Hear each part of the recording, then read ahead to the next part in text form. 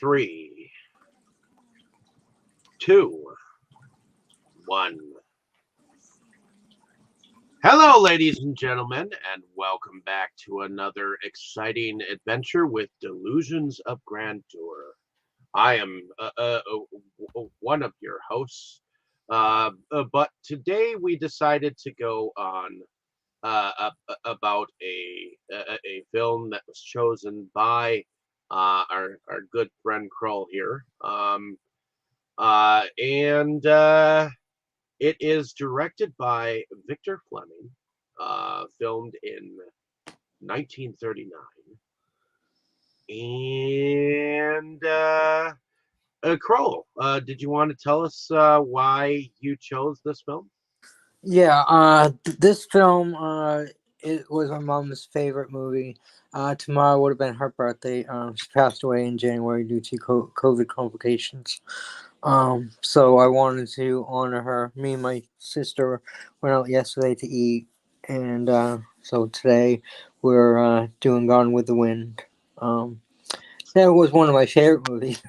It's a well done movie, but yeah, we still wanted to honor her and discuss the movie.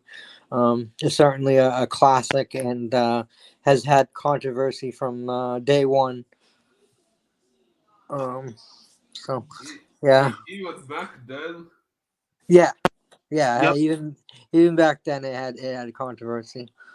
Um, It was based on a 1936 novel by yeah. Margaret Mitchell. Um, and it was produced by David O. Selznick of Selznick International Pictures, and of course, directed as we said before, Victor Fleming, who also um, helmed the picture The Wizard of Oz. He also the movie won 8 out of 9 awards too. Um, Best director was one of them. It was actually three directors, but Victor Fleming was the one that got most of the credit. Yeah, which I'm sure we'll go into in a moment. But the film is set in the American South against the backdrop of the American Civil War and the Reconstruction era. And it tells the story of Scarlett O'Hara, played by Vivian Leigh, who is this strong-willed daughter of a Georgia plantation owner, and it follows her pursuit of Ashley Wilkes, who was played by Leslie Howard, who married his cousin Melanie Hamilton, who was played by Olivia de Havilland, and it eventually spawns into her subsequent marriage with Rhett Butler, played by Clark Gable. Um, Now George Reeves is actually in the film. I did not see him, but I saw him casted. Um, so I was looking for him, but I didn't notice. I don't know if you guys did, but George Reeves, if most people probably know, he's played Superman in the Superman serial, close to the same time. So yeah, it was interesting that he was in the movie. the film itself had some very troubled production before it began. I guess it took 2 years before they could actually start the film because Selznick wanted specifically Clark Gable to play the role of Rhett Butler. Um, I couldn't imagine anybody else playing it. and then, of course, the film's original director, George Cukor, was fired shortly after the filming began. And that's when Victor Fleming replaced him. And then, of course, Fleming was briefly replaced by Sam Wood for a little bit because he had to take time off due to exhaustion. oh, And then, of course, post production then concluded in November of 1939, just a month before its release. So, it won Best Picture, Best Director, Best Adapted Screenplay, Best Actress, Best Supporting Actress. Um, And the for note is the Haiti. What's her last name? The one for the first time ever for a black woman winning an award like that. Yep, Hattie And McDaniel. even then, she still couldn't sit with the rest of the cast. She still had to sit in the back table, almost out near the exit. No, I do want to say that that unfortunately, because of uh, the way things are in this world at this moment, is that there was a Blu-ray release that was um, a couple of years ago now that was pretty much sacked because people thought the film was like racist and it became like almost I part of the mean, chopping block. I mean, yes, but it's a historical movie, and it's historically accurate. Everything in it is historically accurate. Was it wrong? Of course, but that was the whole reason of the Civil War. I mean, we wouldn't have had a Civil War if that hadn't been the way it was. So, I mean, for them to depict it the way it was, I mean, that's just the what they were doing. I mean, you know, sure, just like there's plenty of movies like that. No, the film is The film itself is a decent movie. Like I said, it's not really my cup of tea, but it's still done well, and it's just the it's and just honestly, it's a decent display of what cinema was then. I mean, it had oh yeah, I mean it had an interact, it had an intermission, it had an overture, and it yeah, had and it and even had subtitles for people that like to read. well, Well, not yeah. subtitles, but little words in Nowadays, between.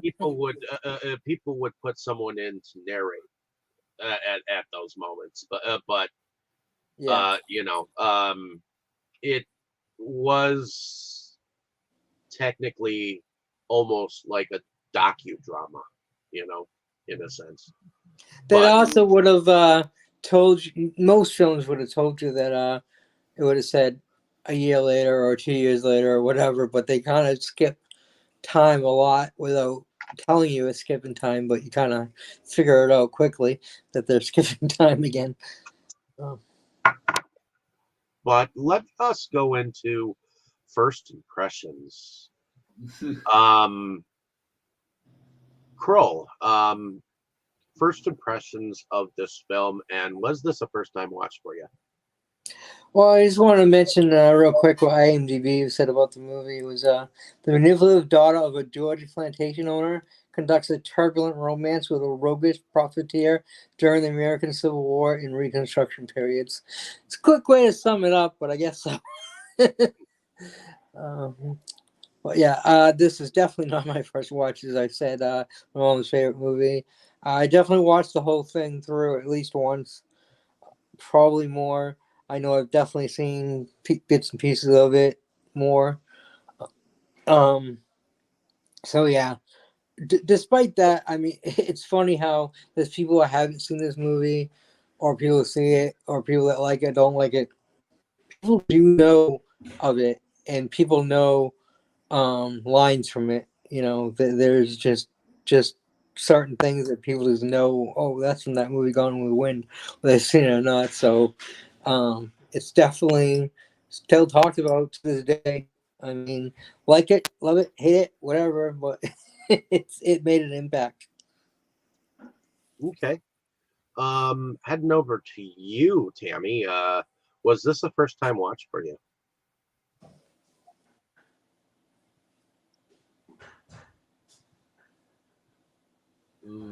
We can't hear you.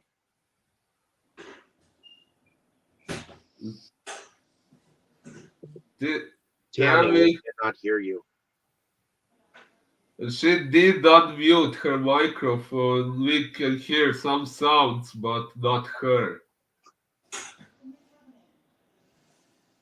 Log out and log back in.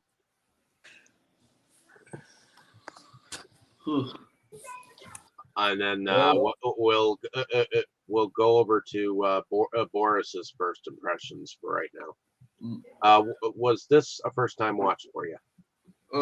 Yes, it was the first time. Of course, I did hear about the movie before, but in all honesty, since it's 4 hours long, I just never took the time to watch it before.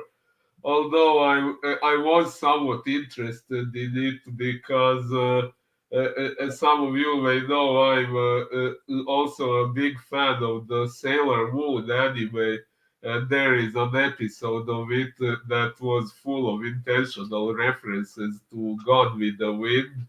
So I became a little curious what that was about. But like Not I to said, interrupt, but can you hear me now? Yep. yes, Yes. yes. Yeah, but I ended up saying my first impression since we didn't know how long it would take you to return. Um, so yeah, what was I going to say? You Uh, Sailor Moon, you were interested? yes, there was this one that, somewhat weird episode of Sailor Moon that was full of references to God with the Wind. At that point I kind of did want to watch it, but it was 4 hours long, and I never took the time for it until you guys made me watch it. Uh, At gunpoint.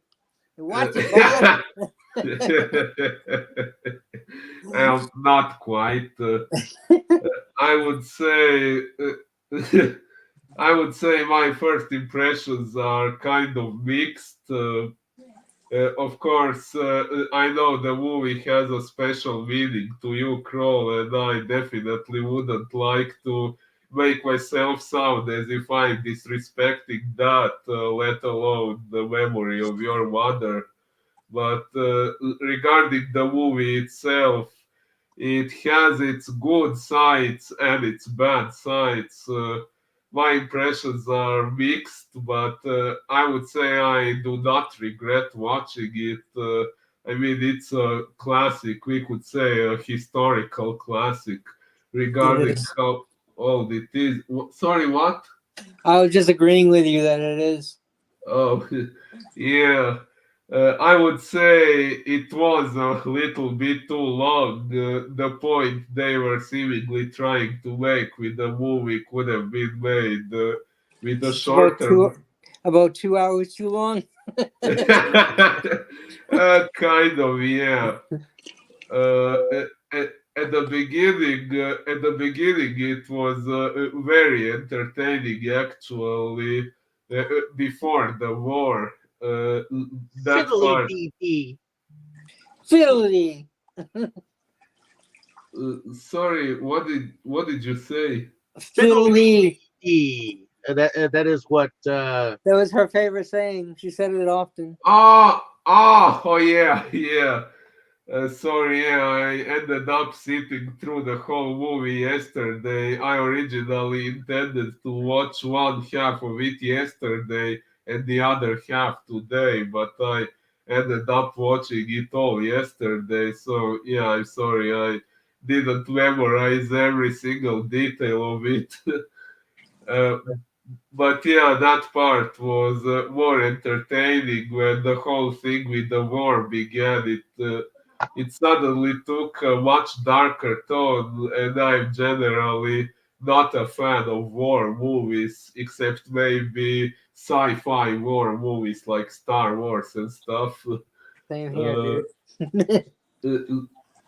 yeah, so yeah, at that point it got kind of depressing to me personally. Later on, there was a part when it became good again, but near the end, it got kind of dark again, and maybe I would say at some points it was much darker than it really needed to be regarding the point they were trying to make.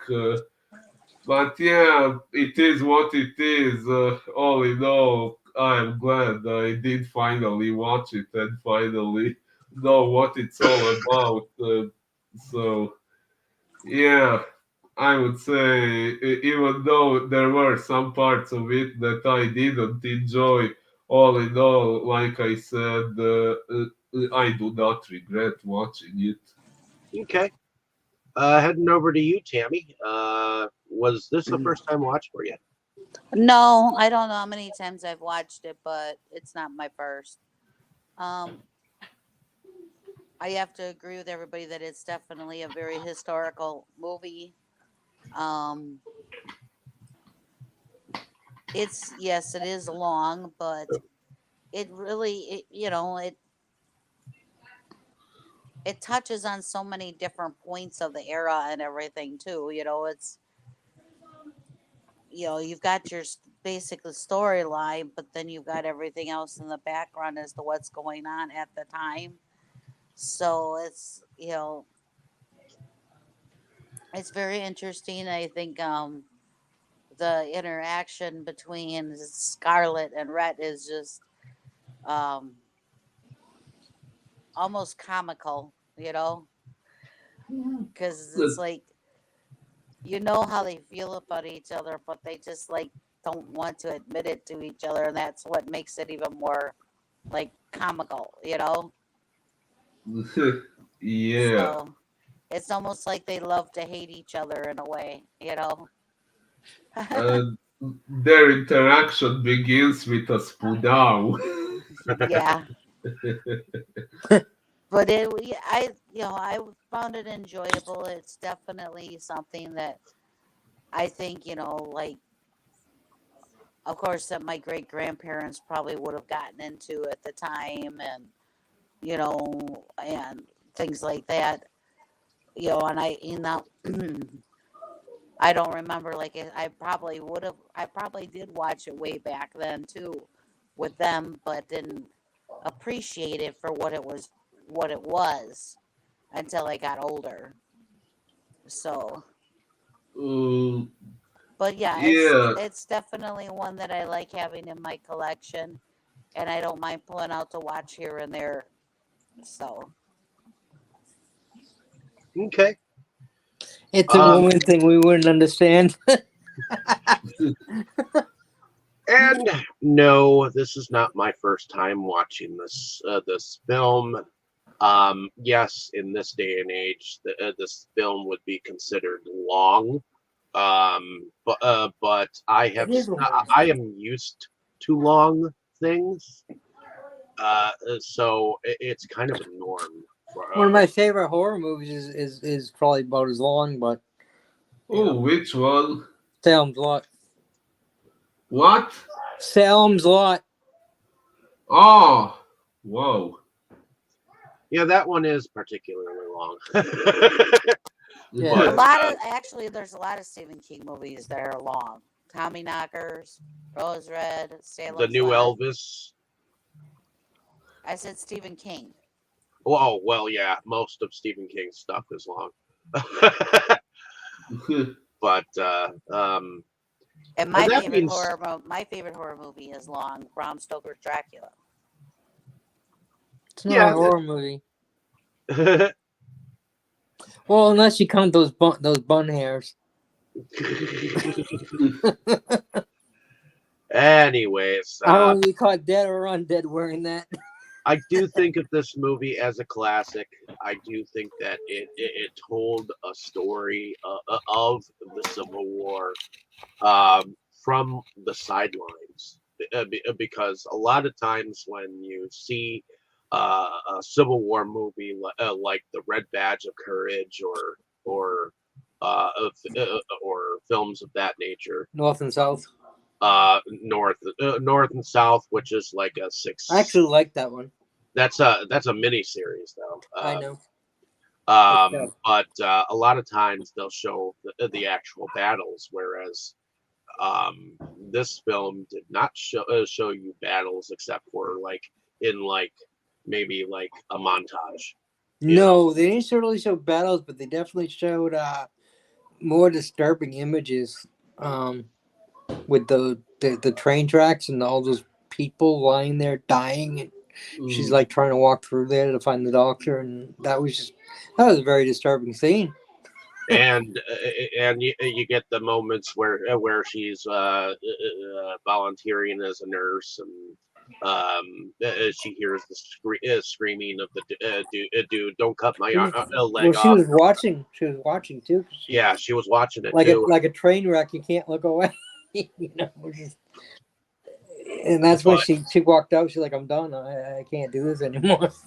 I think it showed a lot of like I would call this a side view of the Civil War, because it's following the life of Scarlet and what she goes through and her impetuous nature, and honestly I think she's just a spoiled brat, but She totally is. uh At least at the start.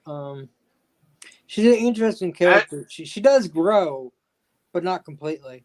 She does grow a lot, and she does start doing a lot of things that's she does have to go through for other people, and she does do everything she can to make sure that they hold on to the land for the family.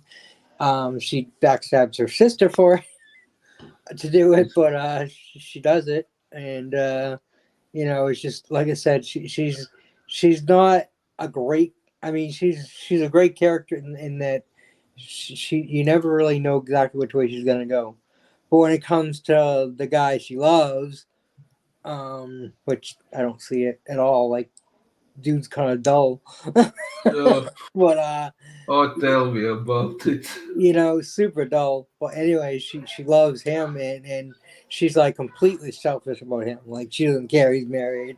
Like, she just wants him, and she's supposed to be like best friends with his wife, and she's just she's awful about it. Well, But at the beginning, I actually liked Scarlett as a character. Yeah, she was in the spoiled. beginning, I didn't. Well, at the beginning, I kind of did, because although she was the way she was, there was still something endearing and lovable about her. But I later just thought on, she was when a spoiled little bitch. I didn't like their dresses. I Man, like I the could dress. not I was gonna say stand. I did like the dresses. The Victorian era dresses were pretty back then. They were abominable. pretty, but I Yeah. would not have wanted all that. Yeah. Oh, I mean, I'm not. Obviously, if I was, I wouldn't want to wear them either. I mean, that was horrible what they had to go through to wear them. I would But hope you wouldn't want to wear one. but they were beautiful. It reminded me of the episode of Buffy when she dressed up like that. so that's why. I guess I can't understand what people thought was so great to have all that crap underneath it and have a bush out that far and everything. I just, yes, they were pretty, but I just It can't. was pretty. I just don't get the understanding as to why. Because it was acceptable in polite society, and it was the latest fashion. Yeah, it was. I mean, it's fashion. Who knows? I mean, there's been fashion, all kinds of fashion that some people love and other people are going, I what the mean, fuck? It's just some I mean, people if they get it. got in a car even Some Rhett people when don't. he nowadays with a dress bought like that, you take them her a back new apart. bonnet. Even Rhett, when he bought her a new bonnet, she put it on backwards, and he was like, "Don't you understand the latest She fashion?" put it on She did backwards that on on purpose. purpose. She put it on purpose though. If you notice, she put it on right, and then she looked at him and she put it on the other way, because she wanted him to. show She her. wanted him to come over and show her how to do it, even though she obviously knew. I thought she put it Mm, on accident. No. She did it on purpose. She totally looked at him in like the mirror and had that little gleam in her eye, like mischievous green gleam. She turned it around and then that's when he saw her and was like, no. I mean, those dresses, though, it's like, you know how much room you had to have around you to walk around with them damn things, man? Oh, I can imagine. Knocking everything over. I love how they have. I thought it was really weird how they had all the ladies that were at the house, not just lived there, that were at the house at the time, to have them all lay down together and take a nap. Yeah. That That was was like- you should have kids do that. No, it was like, what? Nap time for the women? A proper lady needs a nap, but okay. Of course, we know Scarlett is not a proper lady, so she skipped it. Well, let's get into the plot line. In the very beginning, you get this overture, which is relatively long. Yeah, what was the point of that? Honestly, overtures was like beginning music, so that when people like came in, they had time to sit down before. This was before they did trailers. This was the thing that was hip at the time. It was an orchestral piece set with a backdrop, and people knew they had time to come in to see the movie. Then the movie starts, and the first scene we get is we get Scarlett O'Hara speaking to these red-haired brothers.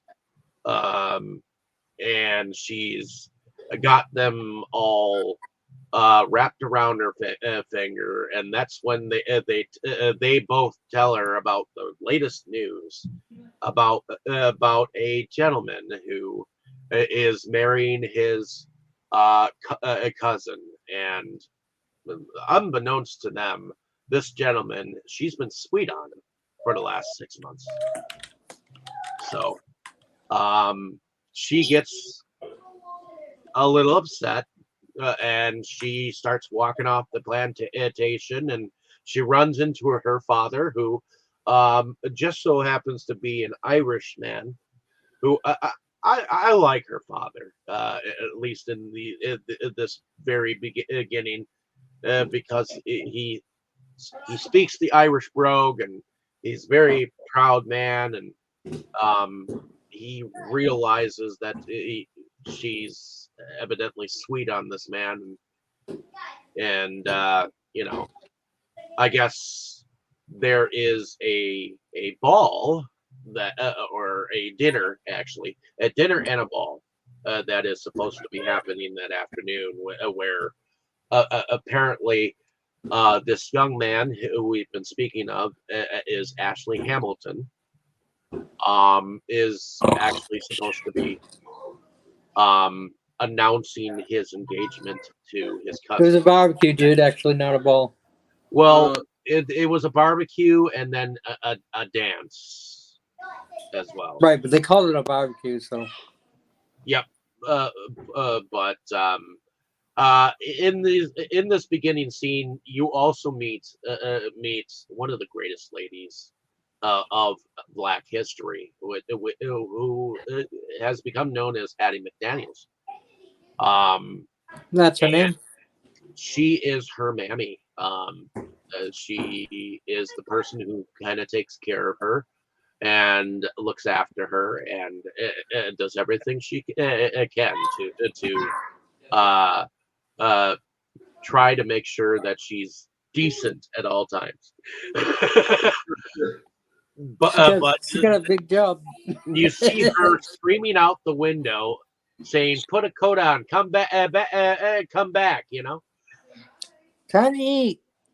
And Scarlett's running away because she's all upset that the man she loves is gonna marry his cousin. So, she goes to this barbecue, and the minute she gets there, she walks in, and obviously she knows every single male that's there on the premises, because she goes and speaks to every single male, and they all seem to trip over her as they talk to her, and you could see the looks on their females' faces. So when they all seem to be tripping over her, They're the females of the ton are not happy. But she's evidently gotten the attention of all the males in the place, and then I guess the ladies end up having a nap, which that to me was a stupid time. All ladies, if you were a lady, had to have a nap. You know, they all napped in their pantaloons. At least that, but she slipped out, and she ended up. And earlier she had actually been introduced to Ashley's unfianced. And it appears that they have met each other before, but maybe because of her attitude, she doesn't fully remember her entirely. And her attention is obviously on Ashley the entire time. But there is a moment that I would like to mention while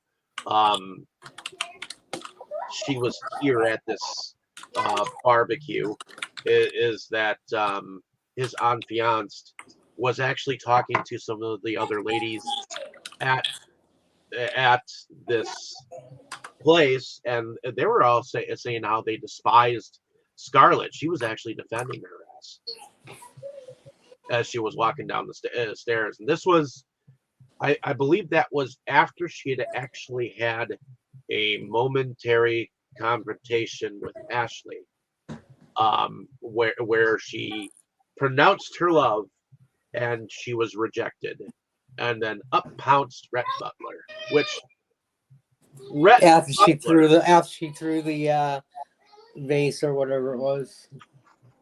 Rhett Butler was also introduced during this barbecue thing, and he gets this overview sweep to his face, like down the staircase.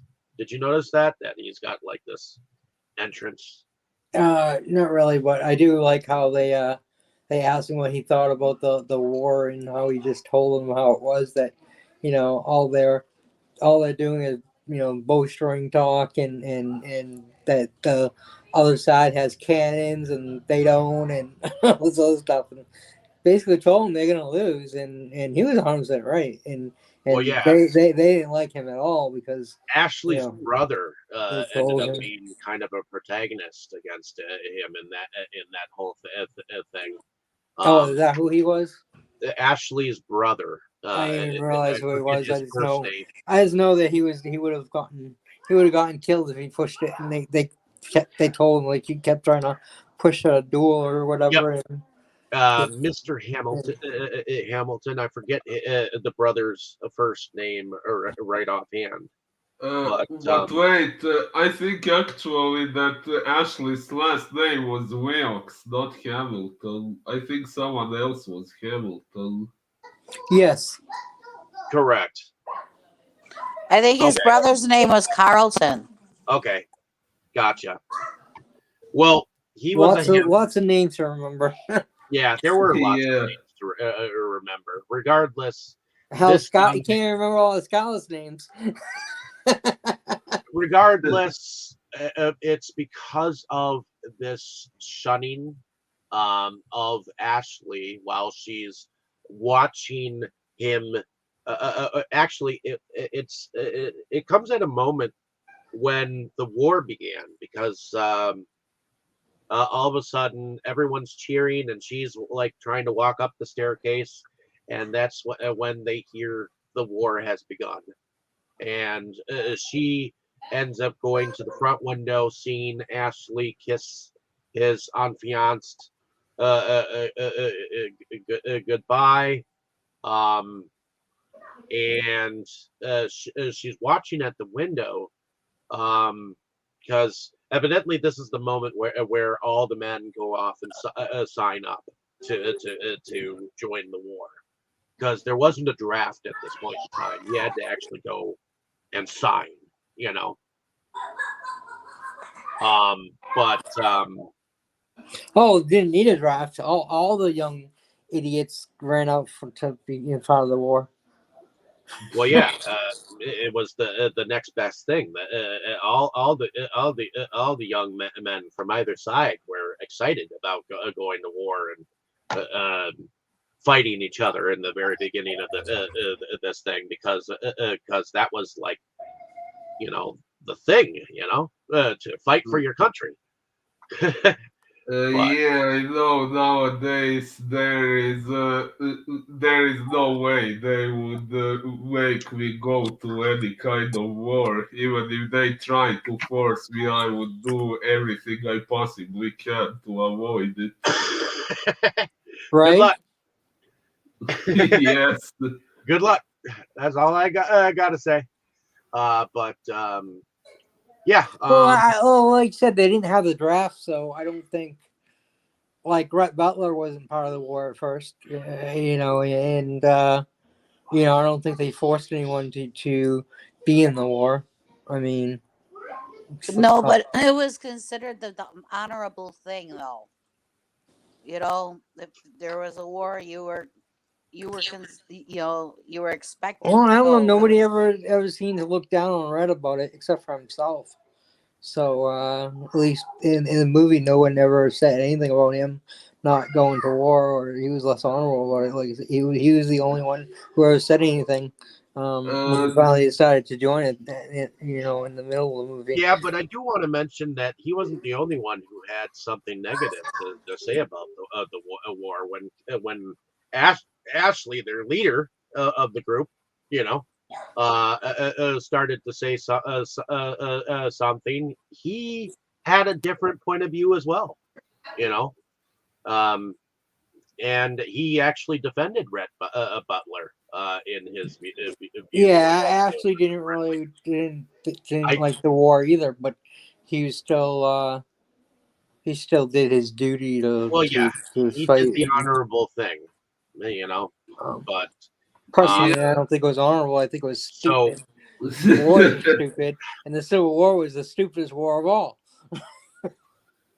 it was at least in important American at the history. time.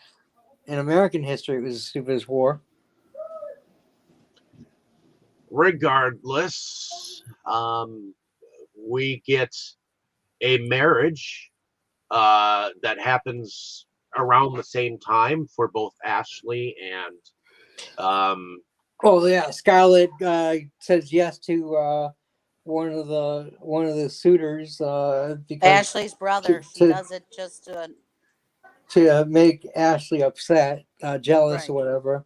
Um, Are you guys sure that guy was Ashley's brother? I'm not sure. Tammy said that. I don't Yes, think it was it Ashley's yes, brother? he was I have Ashley's no brother, idea who it was. and because she Okay. even says so later on. Yeah, all I know, I he only was the goofy married your guy that brother, got her dessert and then she didn't want it. but she even says later on to Ashley, "I only married your brother, to annoy you." I knew she said Oh, that, but I don't remember her saying brother. But yeah, um, but yeah, that was But yeah, totally obvious. they have a quick wedding. They go off the war, and that's when we um it's next we see a letter that has been sent home saying that Scarlett's husband has been Died. killed, and we see her in mourning. I But love black, so at least she looked great in black. uh, actually, but yes. it's at this point in time where she's part of this dance slash auction, um, Well, she's not where part of it because she's in mourning, so she wasn't even supposed to be involved. But Rhett Butler wanted to dance with her, so he, he made her involved, and she accepted. And And of she course, actually wanted to dance, but it wasn't considered proper because she was in mourning, and yeah, she was in her booth like dancing by herself in that little booth she was in. So when he decided that he was going to pay to have dance, she's just like, yes, yes, I want to dance, you know? And it's at this point in time where there's someone going around asking for donations towards the war, and that's when Ashley's wife, she ends up giving her wedding ring, and they say, "Oh, that's so honorable," and that's when Scarlett does the same darn thing, and you know, uh, that's a little bit before like many of the ladies were offered money to dance with, and that's when you were talking. Well, Rhett, I think he offered like $250 to dance, and that was a lot of money at that point. $150 in gold. It was, yeah, I was gonna say it was in gold too. It wasn't even paper money as they call it. So it was worth way more. Yep. So they dance, and then everybody else was bidding what was it, like of $5, course, $10 for all the other women, and it just comes down, boom, for Scarlett. and whenever Rhett is with her, he always knows that whoever she's married to, at the time she wasn't. It wasn't because she loved them. Yeah, it wasn't for Mm. happiness. He even Mm. said at one point, wouldn't you like to marry once for happiness? And I guess after this, I guess Rhett actually does a nice thing. He gets both their rings back and sends them to them. Yeah, You know? yeah. And shortly after that is when the Well, don't forget the little. I love the little thing he says to her when she gives up her ring, and Rhett's like, "Oh, thank you. I know exactly what that means to you," which means he knows it don't really mean shit to her. It's just a ring. But but it was funny how he said that. And she just looked at him like, "Shut up," like. And then of course he's like, "Don't worry, I'll never tell your secret," Yeah. I like his character right from the beginning, right to the end. Yeah. But I guess shortly after that dance, that's like the short reprieve before it gets depressing. Because then you have the moments when she's Hi. part of a volunteer nurse Is that Chucky? faction. Awesome. I believe in Charlotte or whatnot. And she's working with all of the victims that are coming from the war, and she recognizes a few of them, Hi. there's this one in particular that the doctor looks at his leg and says that, "Hey, gangrene's setting in. That leg's got to go." And he's like, "No, not my leg, not my leg, don't cut my leg," So, Yeah. and when she actually sees the traumatic state that this man is in, and sees all the sick people and all that jazz, she's sick of seeing it all. I mean, she's a well-bred lady. She has started to see some atrocities that probably will not leave her mind that soon. So I know one thing that she is definitely wanting is to go back home and see her mom. Yeah, in all honesty, even though maybe her reaction is morally wrong, I cannot really blame her for reacting the way she did. scroll back here.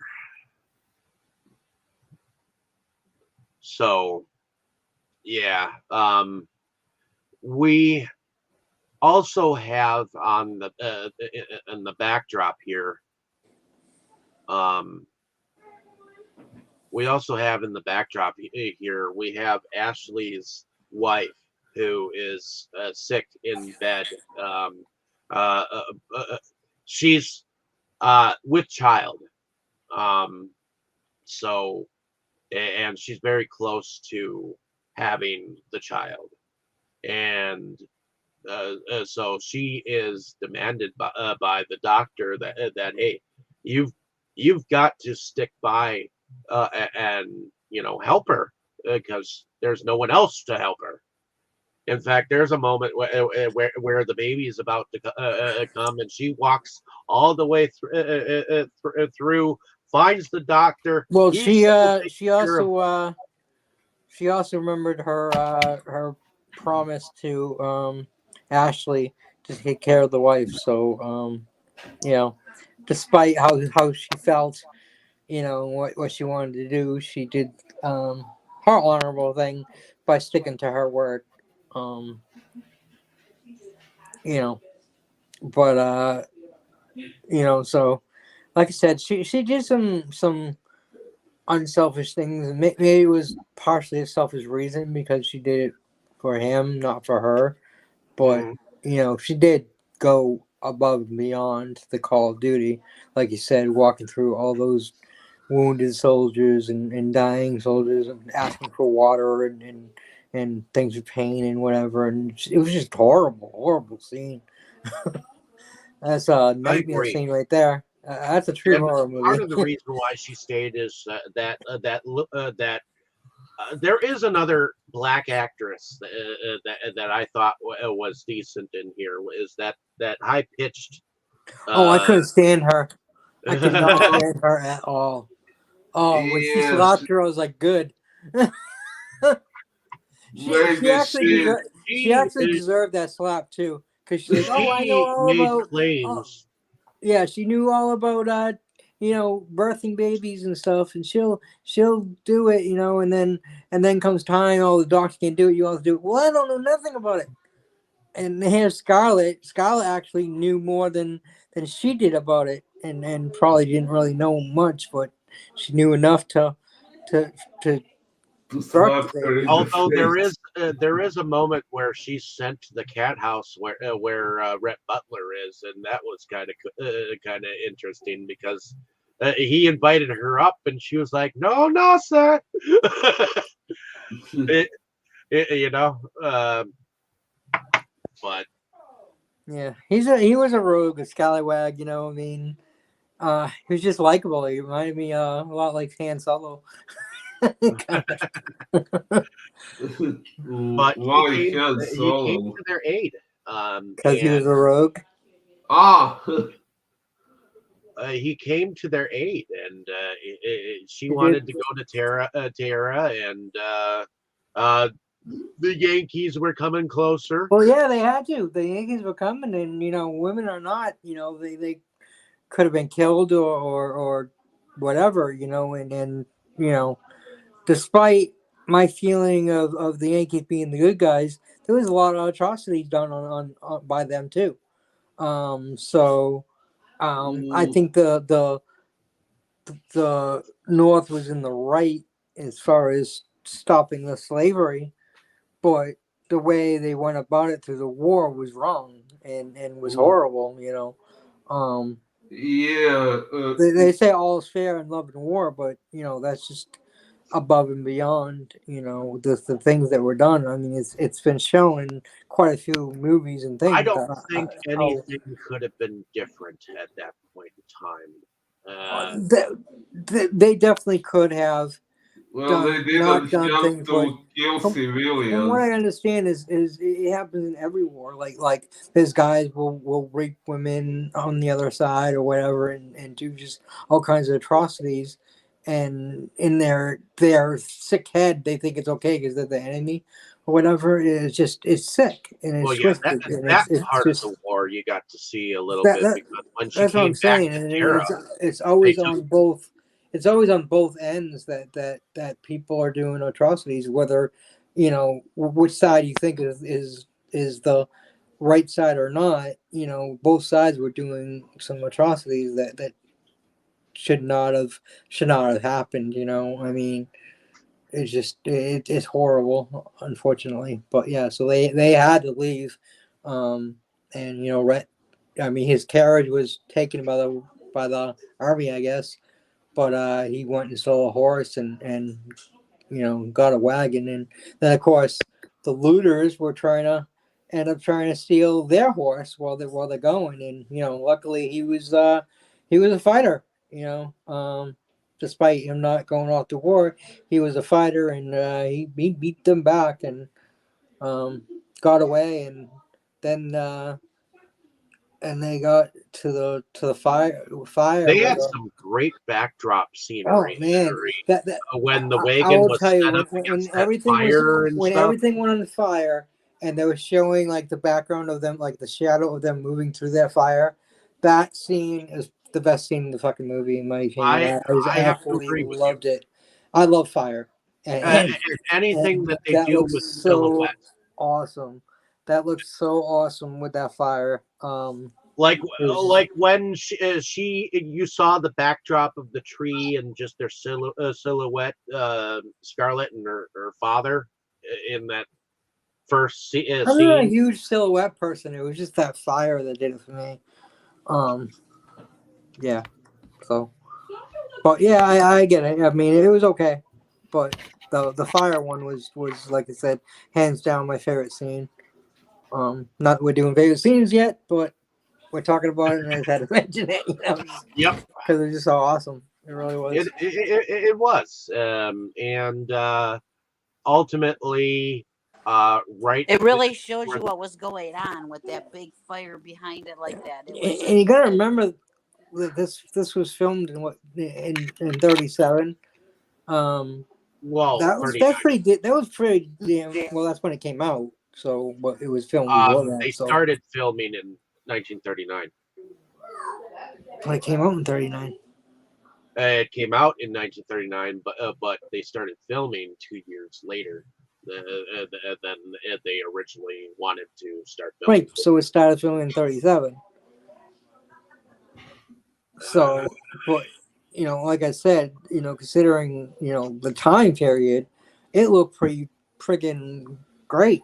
That fire. I mean, I don't know if they really lit a building on fire or what they did, but it looks great. Even to today's standards, practically, look pretty damn good. you know. well, yeah, it Um, was just like this huge wall, and you saw like a structure fall apart, in the yeah. fire, and it was Yeah, just it like looked really it neat. looked really really great when he was trying to get the horse to go through there, and he got off and led the horse, and I love how he covered the horse, and then the horse moved. Like the horse wouldn't move when he saw the fire, but when he couldn't see, he was fine. That was interesting, and he knew it. He knew that, so he knew his horses. He knew a lot. He was a traveled man, worldly traveled. So. So he gets the wagon to about where the road to Terra begins, and that's when he decides to leave them. And you have this scene between them where, she doesn't want him to leave, and he tells her that I don't know why, but I'm going to join up with the army. Maybe I No, believe. he says he feels ashamed. He feels ashamed.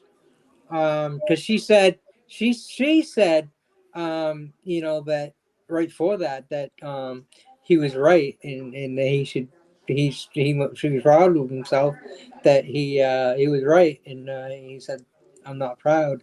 And then right after that is when he stops and he's like, he's gonna join. He's like, I don't know why I'm joining, but I need to, and it's at the end, and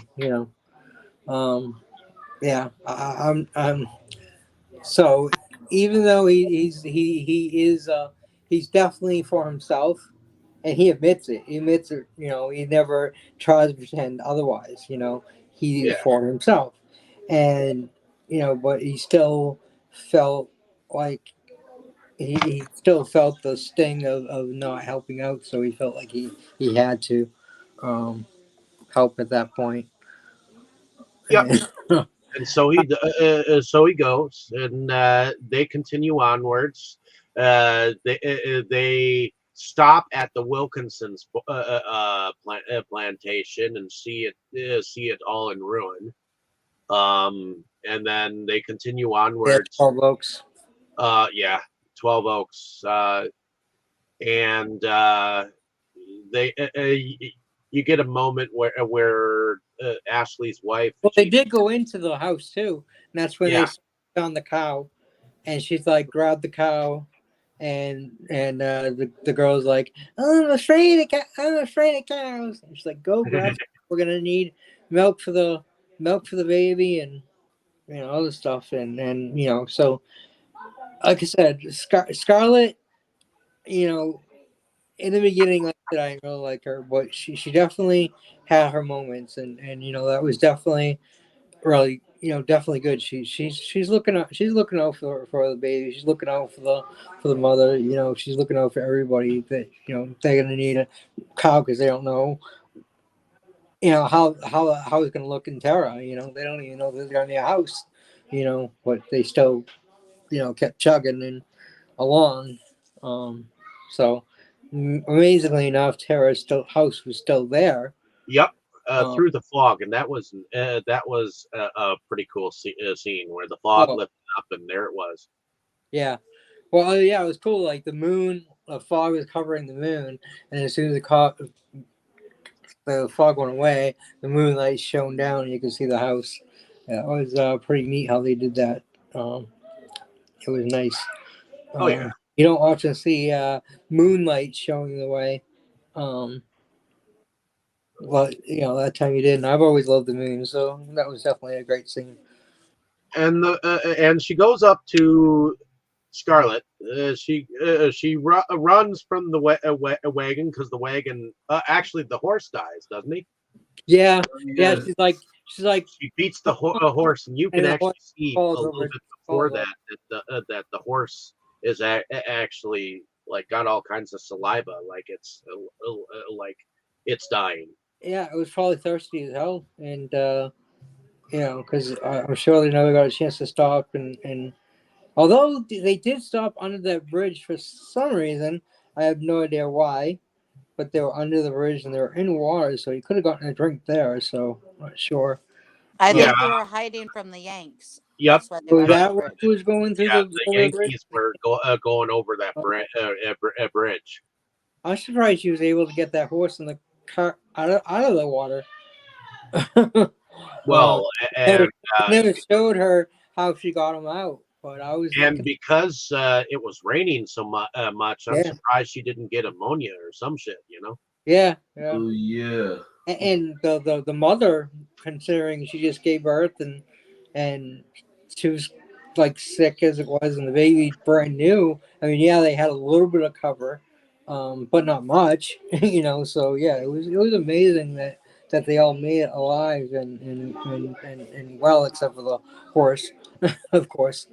Well, Um, anyways, she ran up to the door, knocked on it, and lo and behold, her father opens up the door, yeah. and she hugs him. And at first, it looks like he doesn't recognize her, but then he does.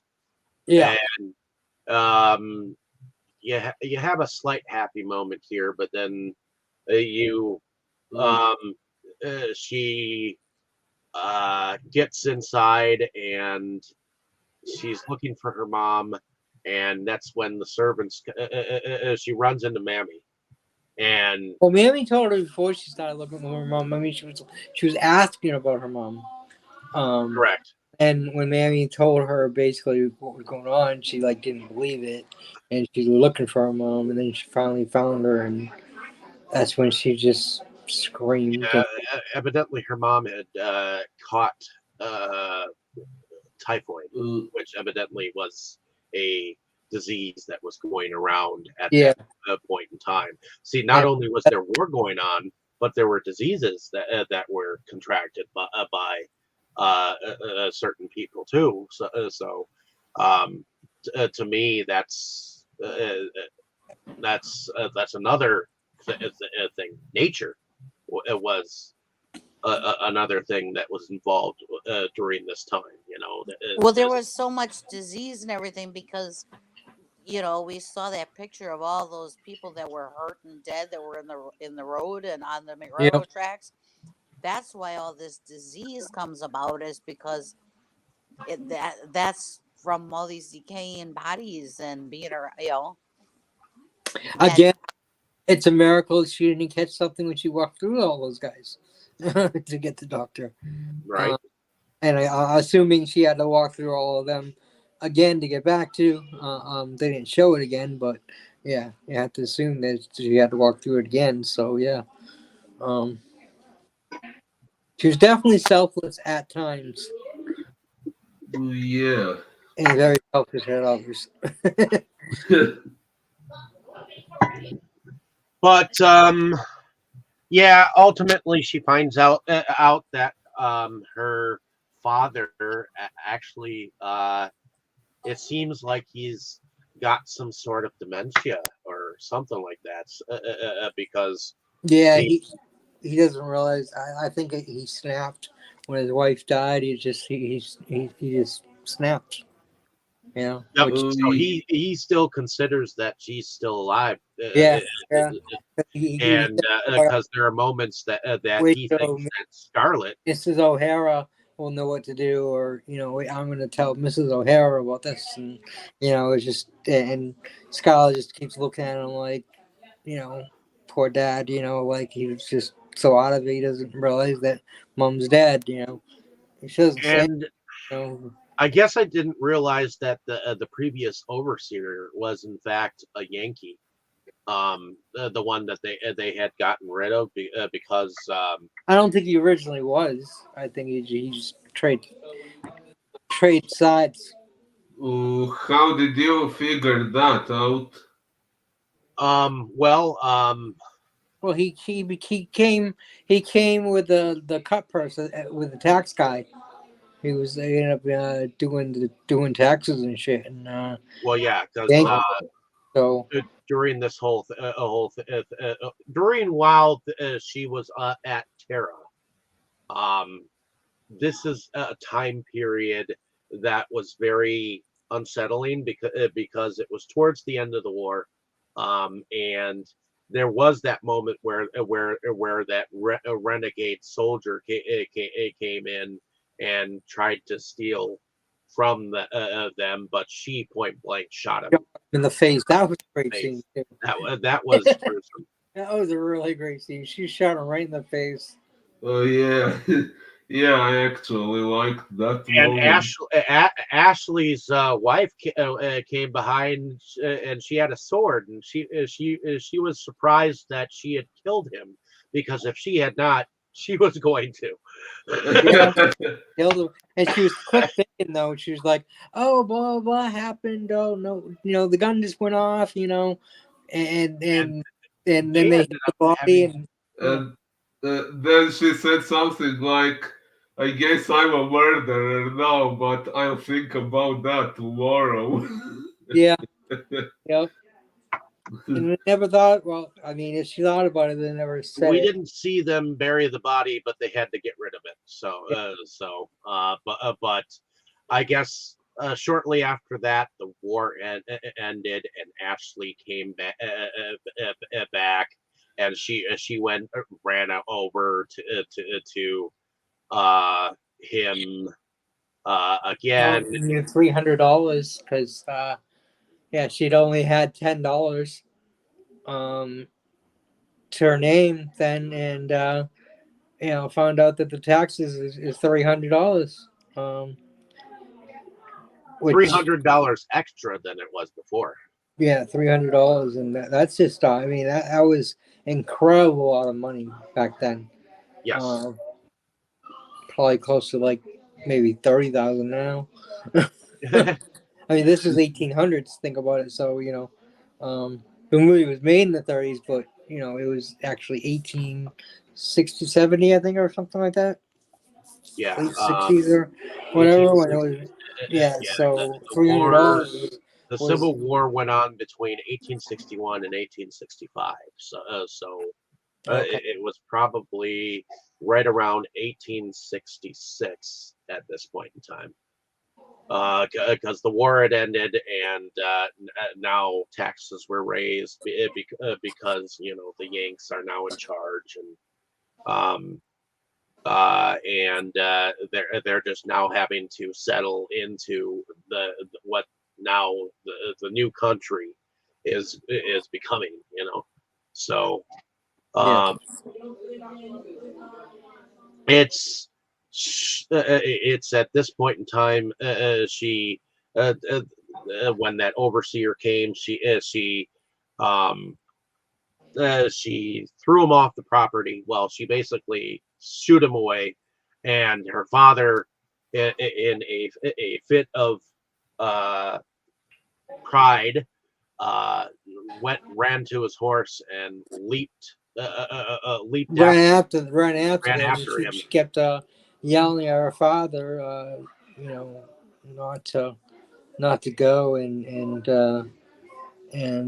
yeah, The the horse horse went to leap tripped over a fence and he fell to his and he death. fell to his death.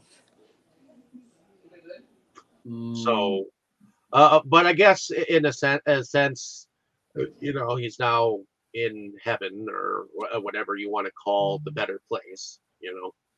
Because now he no longer has to like struggle and ever figure out that his wife actually died or anything like that. That he is probably much better off where he is now. You know, but 6 feet under. if that's all you believe, the body goes. uh, That's where yeah, the body goes. But his spirit, if you believe it, one goes to a better place. Then I think that he's somewhere up, uh, you know, joining his wife somewhere. So, but also we have uh, and you don't see them at first when they come to Tara first, but her sisters are there on the plantation as well, um, because she actually has two younger sisters. Scarlett does, and it's at this moment that she decides to go into town and see Rhett. Um, and she uses the curtains as a dress. And Yeah, that was God, is great. that ugly? That was great ingenuity. And he even didn't even realize what it was, and he said he was happy to see her looking like that. He was sick of seeing women in rags and uh, stuff. well, actually, didn't they make a dress out of those curtains? Yeah, they did. Yeah. Even though Mammy was saying that she'd take her to town and buy her a dress, even though quote unquote they owed money. So she goes to Rhett. He's in a fucking jail, but Well, no, he's actually. Well, yeah, he's playing cards with the guards. yeah.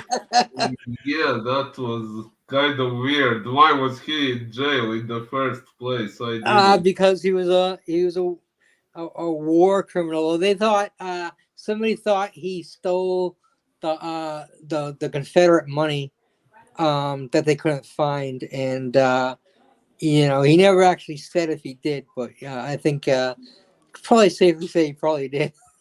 But so he's just one of those characters where everyone likes him, and the gods just play cards with him because they were like, you know.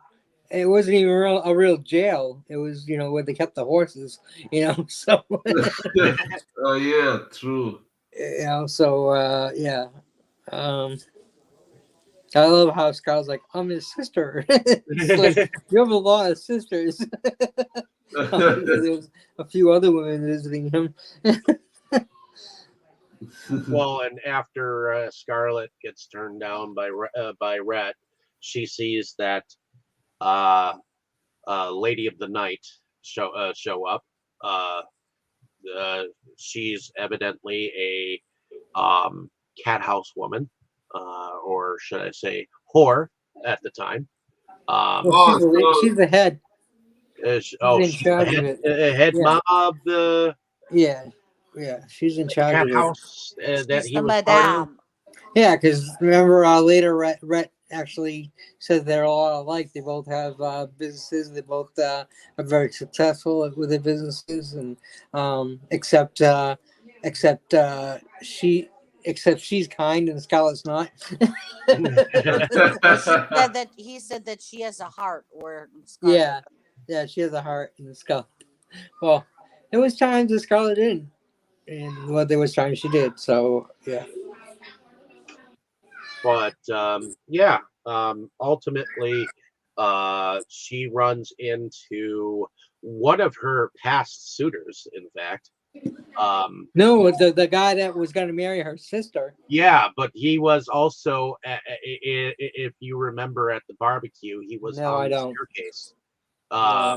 There was Well. too many guys there. I don't, But he was with another female at the time, but he was. I thought he was with her sister.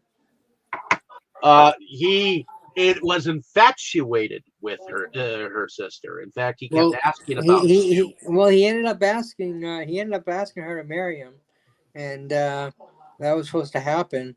And then Scarlett realized that he had money, and I don't know. She could have asked for a loan and or something. I mean, he loved his sister, so I think he would want to help with the house, but instead ended up hating her because of this.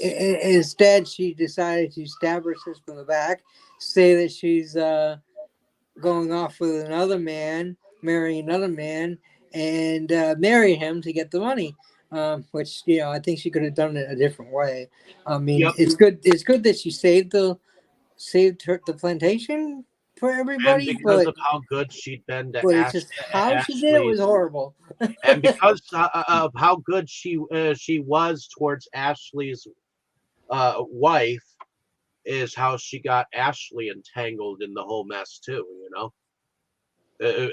Because when Ashley said that he was going to go off, she manipulated the Millie by he's awful, he won't go with me, and then that's when she was like after everything, she saved my life, she saved the baby, we wouldn't even have been a baby, I can't fight both of you. He's like, I can't fight both of you, and he decided to do it. So yeah. So and she definitely. I guess the business was profiting. Oh yeah. Well, I mean, because they're you gotta hold rebuilding and she's those doing lumber. That was the best business you could have possibly done at that point. And like she has said, she's never gonna starve again. That moment when she ate that bit into that carrot that just came from the ground, and she's like she threw it up and then started crying. She's like, I'll never go hungry again, and she stuck by it. I mean, say what you will about her, but when she wants something, she gets it, with the exception of Ashley. Yeah, and Ashley still went against, kept arguing against her though, because of all the ill treatment that these laborers were getting, and he said that the convicts and you could get much better work. But the way she said it is, she said all these other people are doing it this way or that, and it's like, yeah, but they're still poor, The way she's doing it, they're making a ton of money, and that's all she cared about at that point, because of the need to pay the taxes and feed everybody and make sure no one goes hungry again. And she does, in fact, it wasn't just herself. She had everybody on the plantation to take care of, and and her new house in her new home where she was staying there, and so she was basically in charge of two houses and all the people in them. So she was She in does, in charge. fact, run into Rhett, but this is on her way while she's going into a poorer side of, I guess, town. And Yeah, that's when he's she like, told him that she could shoot straight. yeah, and he also said that she said, "You're out of jail. I thought they would have killed you or hung you or something." Um, and then she's like, "Yeah, I can shoot straight," but even though she can shoot straight, she wasn't able to use the gun that time, and that's when she got attacked, and they kept trying to get the horse, and she kept Yep, trying to fight and them it was off, and only she because she one almost of went off the bridge, and luckily that former slave. former slave came to her rescue.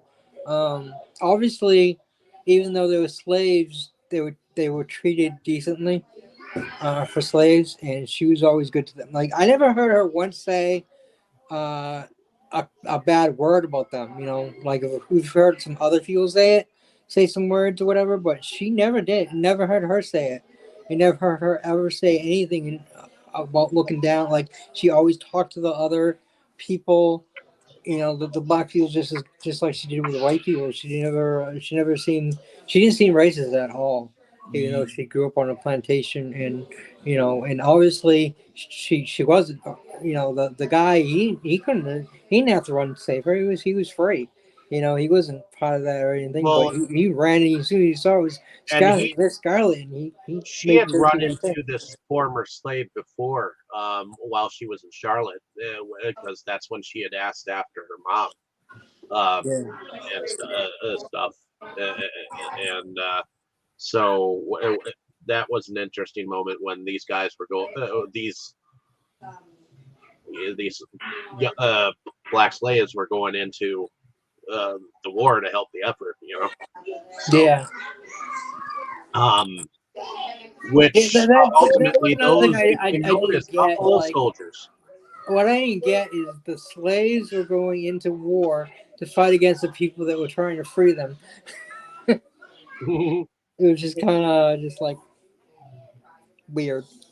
We saw that. A little bit, but you got to understand that they had to go with whatever side they had lived on. So, but I don't in order know. to At get that their point, there was one guy. There was one white guy leading them, and the rest were all big black guys with holding shovels. So if they wanted to, they could have gotten away. in any case, when Scarlett got back, she thought that all the men didn't care about her ordeal and all that jazz. And so when her husband said that he was going to a political meeting, she thought That's what he was doing. that's what he was doing. That he was not going to do But anything. instead, they were going to clean out those woods and to where she was attacked, and yeah. Now, what annoyed me there is after she did find out the truth, everybody blamed her for it happening. She didn't do anything wrong. She got attacked. Like she did nothing wrong. Like, Because she shouldn't have She been there to married begin him with. for his money, well, and okay, she did do that wrong, but I'm just saying, and as she far treated as him like crap. okay, but she didn't do anything wrong as far as she didn't tell him to go out and attack them or anything. She never Yeah. asked him to do that. She just asked him to care about what happened, not like just talk to her is all she wanted. She wasn't asking him to go out and risk his life or anything, so it wasn't her fault. Well, they True. consider it her fault because she shouldn't have been there to begin with. Well, we don't know why she was there. They never said, so I can't say she had a good reason to be there or not. But I think she was going there to see if to employ them, those slaves that were living off the land on their own there. I think she was going there to employ them because of Ashley not wanting her to have the convicts anymore. Okay, so she had a freaking good reason then, you know. So again, it's not her fault. I mean, she didn't know she was going to be attacked by these hooligans or whoever they were. Well, she did kind of get a slight warning from Rhett because Well, he, she did, yeah. She had her gun, which we already saw. She was a good shot, you know. So she thought she'd be okay. I mean, she had the gun, you know, and unfortunately, it didn't work out for her. But again, I wouldn't say that was her fault. Yeah, you don't blame the victim for the crime. well, in any case, I guess Rhett comes in while the ladies are knitting their stuff because there's a knitting circle going on, and uh, Rhett goes and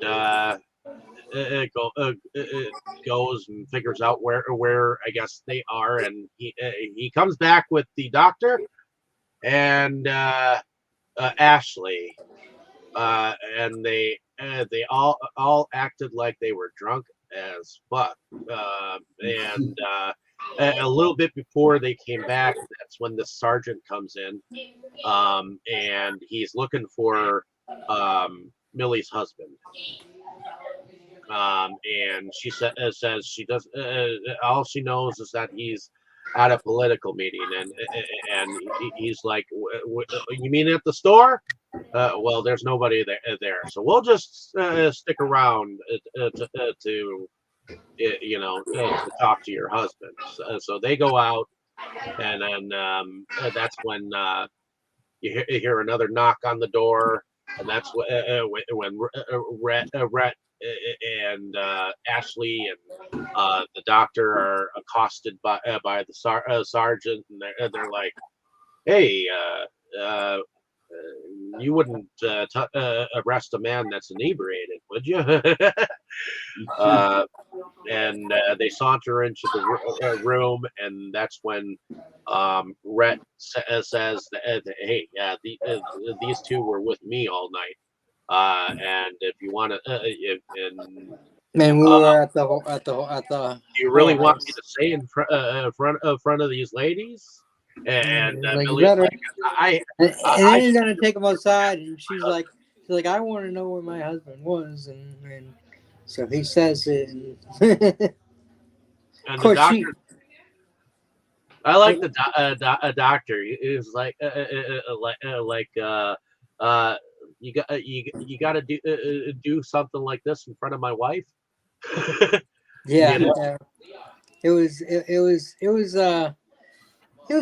an interesting scene, and you know, and they actually believed Rhett Butler. He's like, on your honor, and he's just like, yeah, and he lied, and they believed him, and they held him in higher esteem, even though he was a southerner. But you know, they liked him and held him in high esteem, so they believed him. and it Luckily and it for turns out Ashley and everyone uh, else. Ashley was in fact shot. Yeah, he was shot. He did a good job sounding drunk though too. Yeah, He the way he was walking made it look like he was drunk, and that was probably because he was shot. But then the way he talked like he was drunk to help sell the story. And well, yeah, they probably sloshed him with a bit of drink too, because of the pain too. yeah, but I'm sure he wasn't as drunk as he sounded.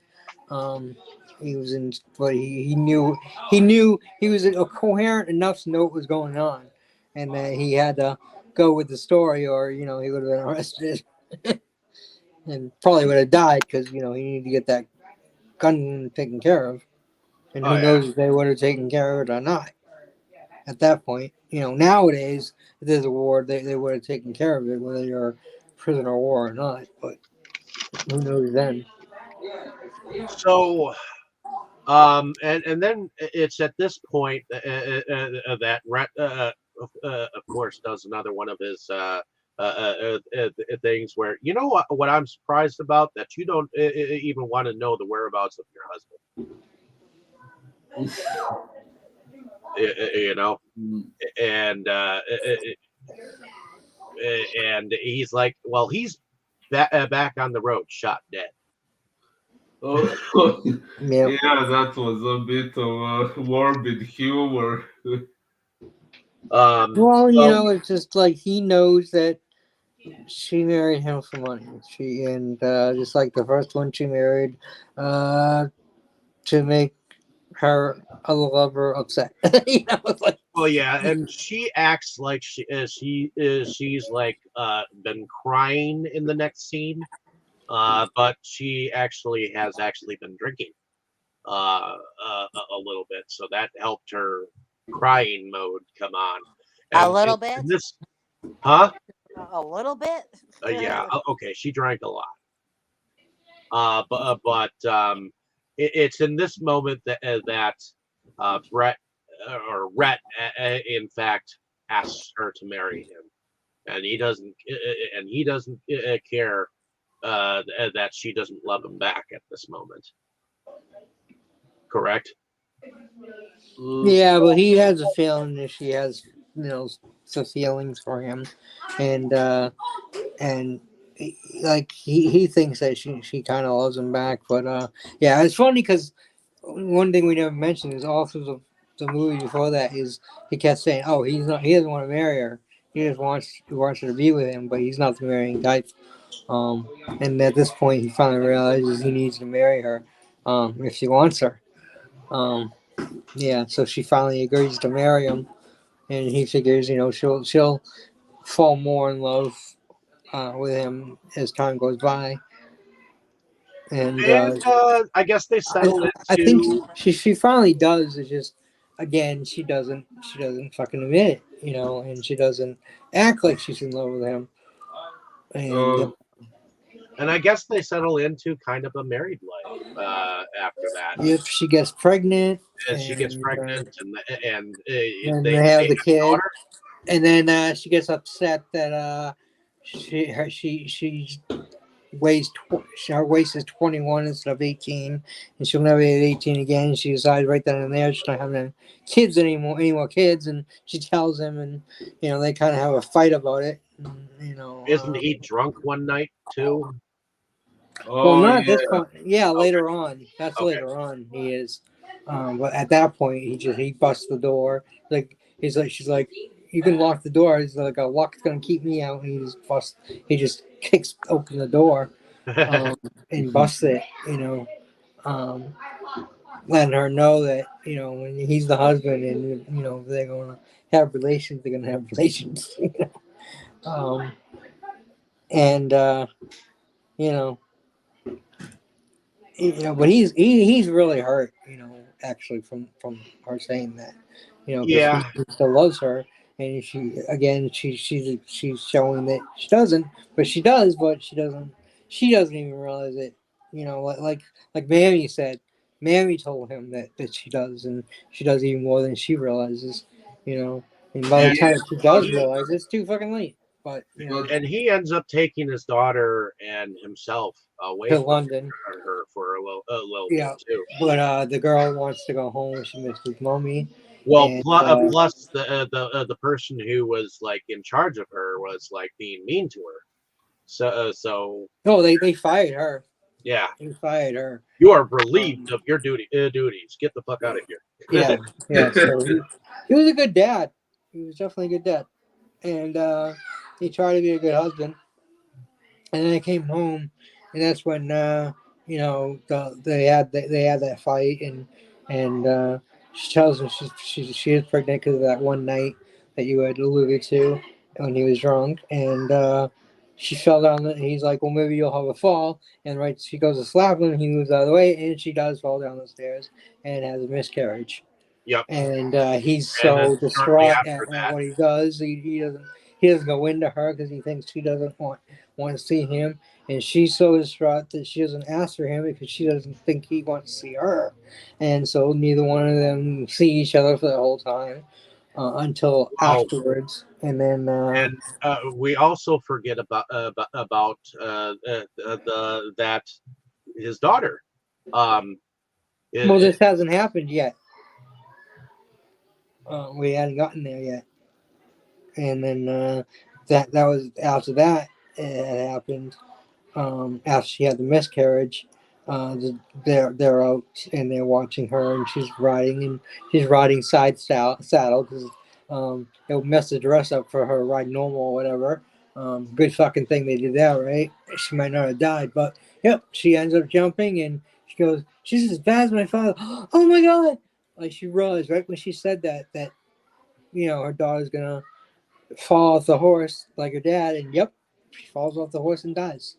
Um, that was just fucked up. Really fucked up. She It lost was her dad and her daughter the same way. Um, yeah, Mm. I thought they were gonna. They actually still hadn't broken up. They still tried to make it even after the daughter had died.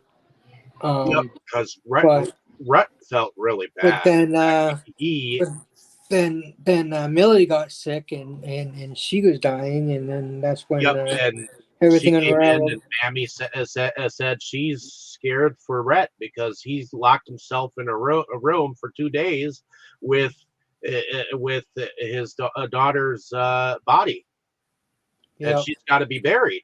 You Yeah, know, and she went to go in there to talk to him, and then she comes out and she ends up passing out, and they never said what she had or what was wrong with her. But I mean, she was still young too. I mean, some years had passed, but not too many, so she was still maybe not even 30. I Um, think her health was always yeah, something.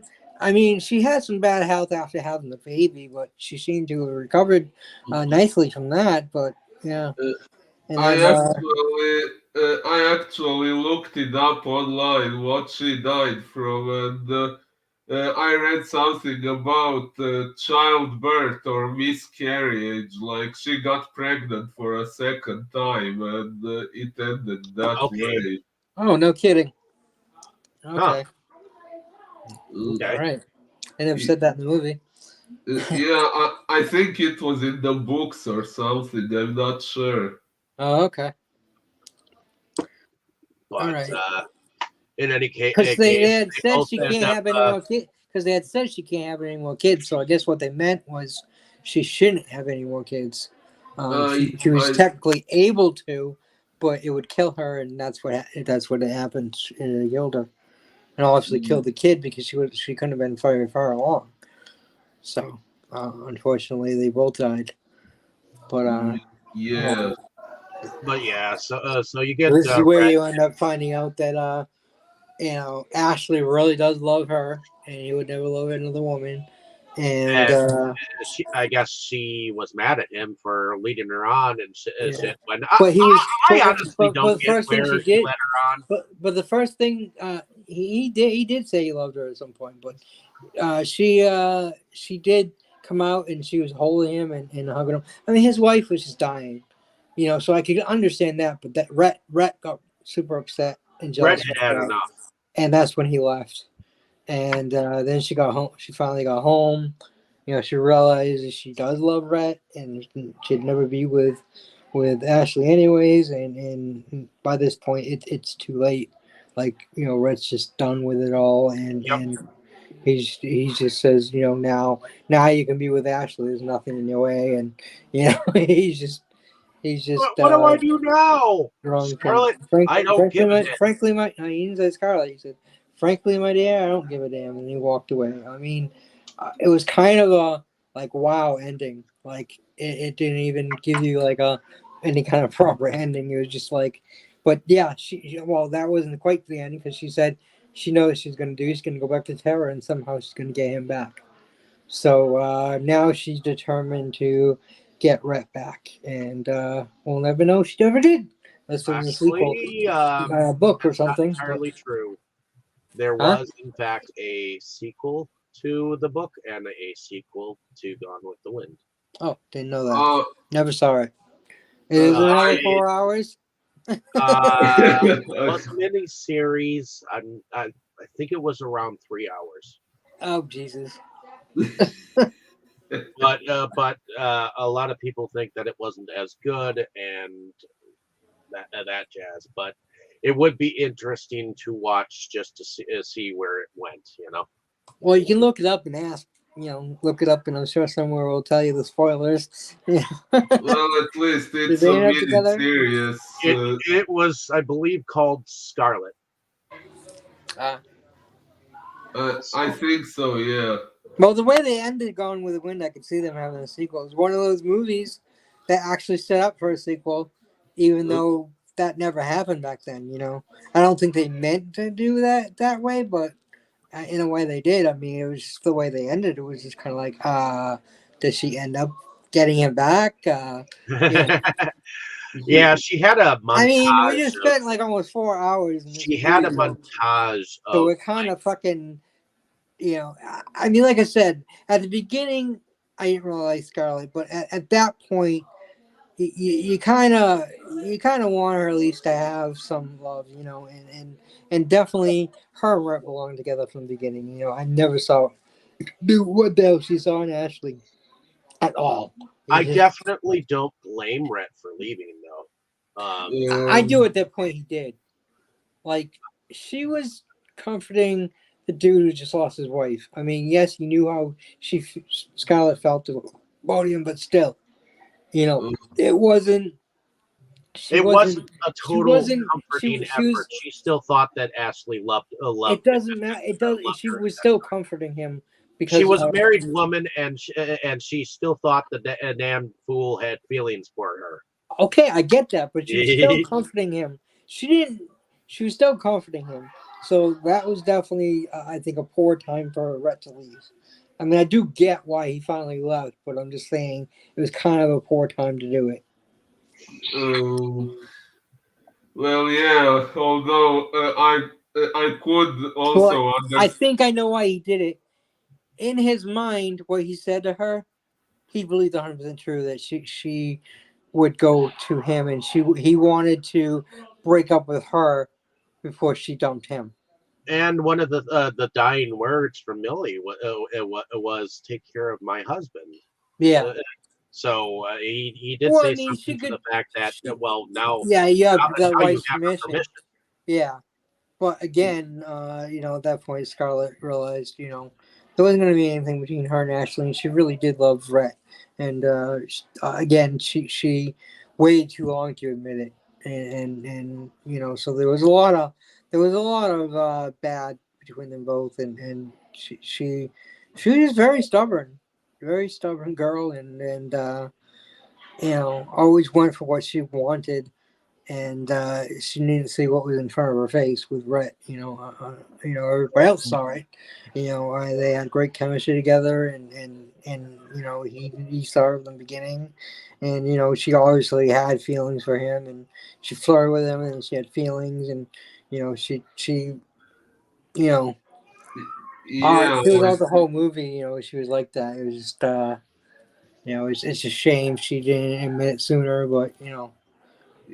At that point, when she was married to Rhett, she was secretly holding a photo of Ashley. At that point, I was like, seriously. Yeah, yeah. When he stepped on the picture and he looked down at it, I was like, "Oh, that's not good." Yeah, like until then, okay, yeah, she was spoiled. Although, let's face it, as much as we tend to dislike spoiled people, it's in uh, primal human nature to fight for what you want. But she already fucking had everything she wanted with Red, yet she was still fantasizing Yeah, about she this wanted. idiot. Well, she didn't want Rhett. She wanted Ashley, which, like I said, he was so fucking boring and mad, and I don't fucking get it. But Right? I mean, he seemed like a decent guy, but Well, yeah, he wasn't bad, but he wasn't interesting either. no, exactly, not at all. Not like Rhett Butler was. Yeah. Well, Red even said from the beginning that him and Scarlett were two of the same, that she was Yeah, nothing. She didn't yeah, have anything in common with Ashley, so why would she want Ashley? He yeah, said, you yeah, guys don't, you're not compatible. That's exactly. Yeah. Opposites attract. In the case of opposites attract, yeah. But yeah, Rhett admitted he was for himself, where Scarlett never would, but she was 100%. I mean, she was for herself, but yeah, she did do a lot of things for other people too, like Tara and everything. I mean, but she did do a lot of awful things too. So she's definitely a complicated character. I Definitely think well played. I mean, I think the actress might have been brand new too, because if you look at the thing, it says presenting um, Vivian Lee. So I think that might have been like one of her first movies, or her first movie. Um, she did an incredible job, though. I mean, absolutely fantastic job. I think what she won an Oscar for it, she definitely deserved it. Uh, she definitely captured this Scarlet person and made you like her and no not like her and like her and not like her. I mean, I think we can all agree at times we liked her, both liked her and disliked her at the same time. yeah, Throughout the movie, character you can both either love or hate. yeah, you root for her, and then other times like, oh, Scarlet, you're awful. You know, like I said in the beginning, I didn't like her. She was just a spoiled little bitch to me. uh, uh, when I read the synopsis, I thought I might hate her, but no, I didn't. I found her entertaining, and even though she was the way she was, I actually liked her until the point when she was married to Rhett and still fantasizing about Ashley. At that point, I was like, "Come on, don't be fucking ridiculous." I suppose at this point we can start talking about production. Boris, what did you think about the production value of this film?